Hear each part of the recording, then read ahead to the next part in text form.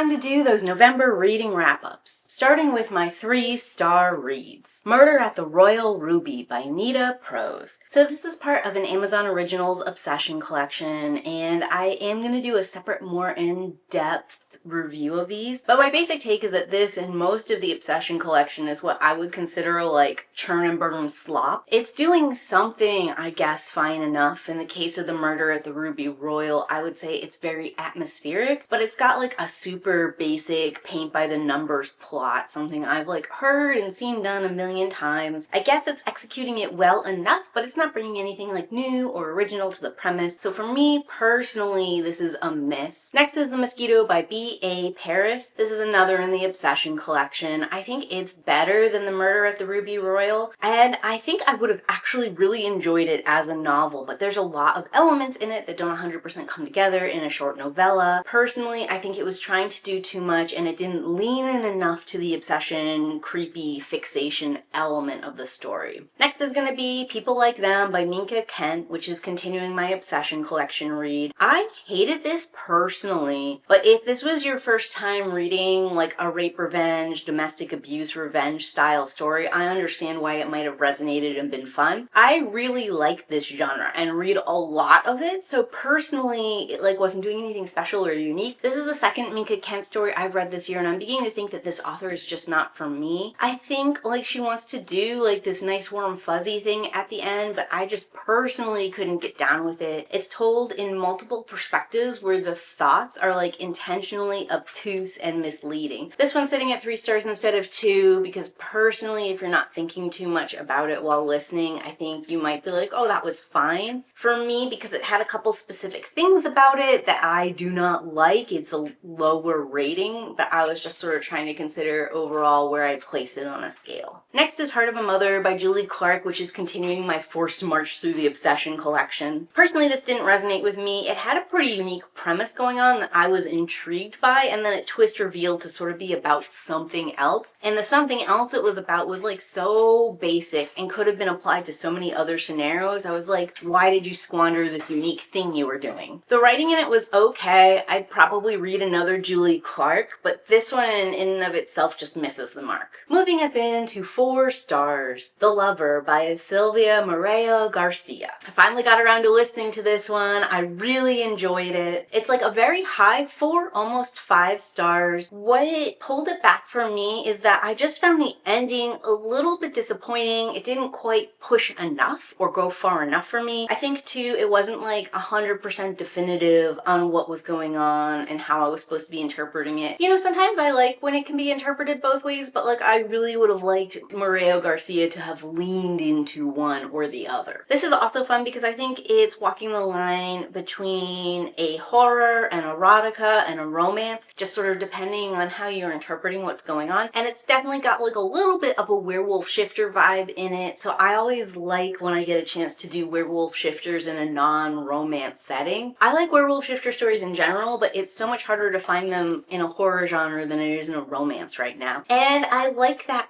girl who's a little bit impulsive, pushing boundaries, resentful, kind of like going against the grain. Moreno-Garcia writes these kind of characters all the time, so that's part of what really resonates for me in her stories. I also really like that she gives this really full, cultural, rich Mexican vibe. For me personally, that's something kind of new that I get to like experience and be immersed in and enjoy while reading her work. The Lover is a short novella-length story versus one of her longer novels. It's available through Amazon Prime Reads, and it's something I could listen to versus read, which again helped me while I was doing so much holiday cleaning. Next is going to be Just a Girl by Alyssa, also part of the Obsession collections, and this was the author I was reading this collection for, so I'm glad it didn't disappoint. I've heard a ton about Alyssa this year. She came out with a new book, and I was interested in that, but it wasn't available on Kindle Unlimited, so I wanted like a little taste of her through one of the reading services I'd already paid for. This was the book. It's sitting at 4 stars rather than 5 because for me personally it was a little too real. Just a Girl is told in an epistolary style, so we're getting like transcripts of Instagram reels, back and forth texts, chats, email chains, that kind of stuff. We're not directly with the character in the action, but I like that kind of found footage. And personally, I think it takes a lot of skill for an author to tell a story well in this way, so like huge props to Alyssa Cole just in style points alone. But the basic premise of the story is there's this young girl sort of like going to college during quarantine times and recording her life. And part of what she ends up recording is like a weird, creepy text exchange she had on a dating service. And unfortunately, even though she left everything anonymous, this dude couldn't walk away from her saying, "Don't do this, it's creepy," and like outed himself as the other person in the exchange and demanded she take it down. And then when she held her ground, he like found other guys to get together and bully her and like take things into the real world offline, which I think most women on the internet are afraid of. And because of that, like watching this escalate and happen to this naive younger girl really hit me hard. Again, just a little too real, which is why it's sitting here at 4 stars instead of 5. But it's excellently done. It's a really well told tale, and I think the ending is what we need rather than what would have played out in reality. Next is Pretty Girls by Karin Slaughter. I wanted to read this one this month specifically because the Weirdo Book Club was reading it. I meant to like talk to people on the Fable app as we read chapter by chapter. I went into this blind. I didn't read a summary. I didn't find out what it was about before going in. And the story is told from 3 separate perspectives. It took me a minute to wrap my head around that and figure out who each person was, what their perspective was, all that kind of stuff. So I was probably like chapter 7 before I really 100% had found my groove, understood who everyone was, what was going on, and why things were swapping around this way. And once I had hit chapter 7, I was in it, and I was not going to go to the book club to share my thoughts or feelings. I read this all in one sitting. It's really good. I love the uniqueness of each of the perspectives. I did personally lean towards empathizing with one character more than the other 2. I think everyone does, and it's going to just depend on where you are in your own life. And even though I was really with that one character and really empathizing with them, it didn't mean that I felt like left out or alienated from the other perspectives. I would say that in a lot of ways this is very comparable to Stillhouse Lake, but it's executing at a significantly higher caliber, doing everything better, having a significantly more sophisticated and complicated plot. It's really close to a 5-star for me. Definitely a wonderful book club choice pick because I think there's a lot you could talk about with other people who are also reading the same story. Next is Disseverment by Z.C. Krol. This again is a story I got as a recommendation off of Weirdo Book Club's like horror picks back in October. It was one of the last ones she recommended, and she actually was sort of like hesitant, like she didn't know whether or not she liked the book. And that combined with the subject matter and the brief summary sold me 100%, because if a book leaves you not knowing how you feel about it, that's a book I want to check out. And I would say generally I am of similar vibe to how Natalie described it. Really liked the beginning and the middle climactic moment, and then there's back forth sort of like ruins some of the elements I was enjoying beforehand and like makes me think about some things differently than I originally interpreted them. I don't want to spoil it because part of what I really liked about this book is I went in based off of the summary expecting one very specific thing, and it takes a hard turn and turns into something else, but it still fulfills on the summary. I still liked the something else it turned into, and that like unexpected twist was part of my experience that like really elevated it and made it a lot of fun. I already have scripted out a separate video where I'm going to do full spoilers, full talk about it, because there's so much I want to say about this book that I can't. Know that it is definitely an extreme horror book. It has all of the things that you would want to be content warned about. It's got eating disorders, it's got self-harming, it's got torture, it's got body horror. All of it is in there. If I miss something that you're sensitive to, that you might find in extreme horror, that's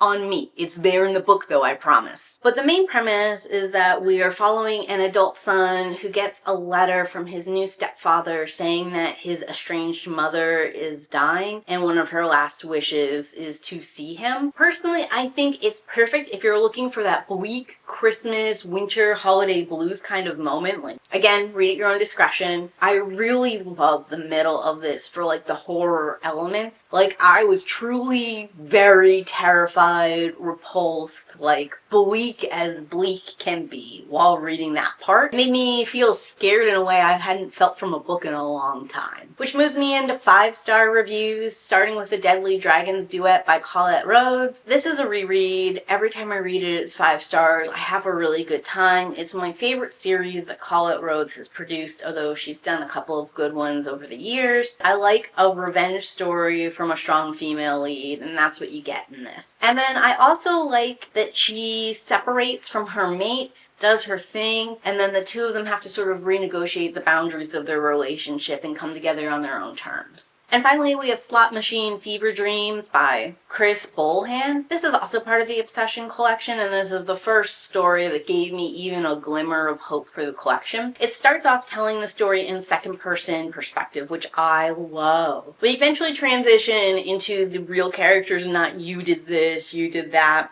I'm good with it. It got me in the mood and it got me into the right mental headspace. Also, this character is dealing with an unlikely femme fatale, and again, loving that. Easily devolves into like a cracky fan fiction, pulpy noir, over-the-top vibe. So if you're looking for realism, it's not there. If you're looking for the obsession element in it, you could obliquely point to a couple various things that might make it qualify. But generally speaking, I think it fails on delivering on that premise too, but it is just a fun time with characters you want to root for, a woman who takes charge, and quite a bit going on with like interesting conversation and interesting action moments. I'm not sure it would be at 5 stars if it wasn't in an Obsession collection where everything had been so bland and like base level slop until I got to this. It is here now because it really was that revitalizing moment I needed. And that's going to be everything I read this past November, but talk to me. Tell me what your favorite read was this past November in those comments down below. And if you got this far and you have nothing else to add, leave me a dragon emoji. And as always, keep